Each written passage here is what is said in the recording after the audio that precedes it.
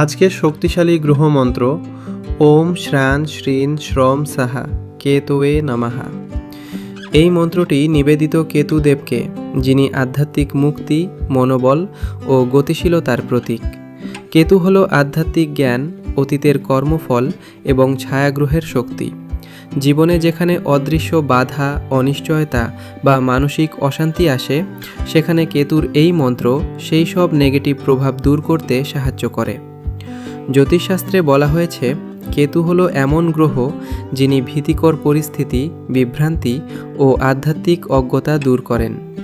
এই মন্ত্র নিয়মিত জপ করলে জীবনে সিদ্ধান্ত নেওয়া সহজ হয়, মানসিক চাপ কমে এবং অতীতের ভুল বা বাধা থেকে মুক্তি পাওয়া যায়।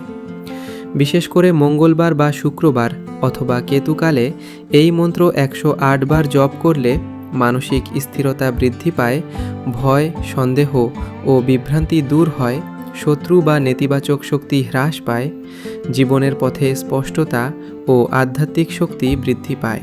মন্ত্রের অর্থ: ওম সর্বজনীন পরম শক্তি, শ্রাং আধ্যাত্মিক জ্ঞানের শক্তি ও সুরক্ষা, শ্রীম সৌভাগ্য, কল্যাণ ও অভ্যন্তরীণ শক্তি, শ্রং নেগেটিভ শক্তি হ্রাস ও মুক্তি, সহ কেতুর ঐশ্বরিক বীজশক্তি, কেতুয়ে গ্রহ কেতুকে নিবেদন, নমঃ প্রণাম ও আত্মসমর্পণ। জপের সময়ে কল্পনা করুন এক ঘূর্ণায়মান ধূসর নীল আলো চারপাশে। এই শক্তি ধীরে ধীরে আপনার মনকে ঘিরে স্থিরতা ও মুক্তির আলো ছড়াচ্ছে এবং কেতুর আশীর্বাদ আপনার জীবনকে পথ প্রদর্শক করছে। ওম শ্রাং শ্রীং শ্রং সাহা কেতুয়ে নমঃ।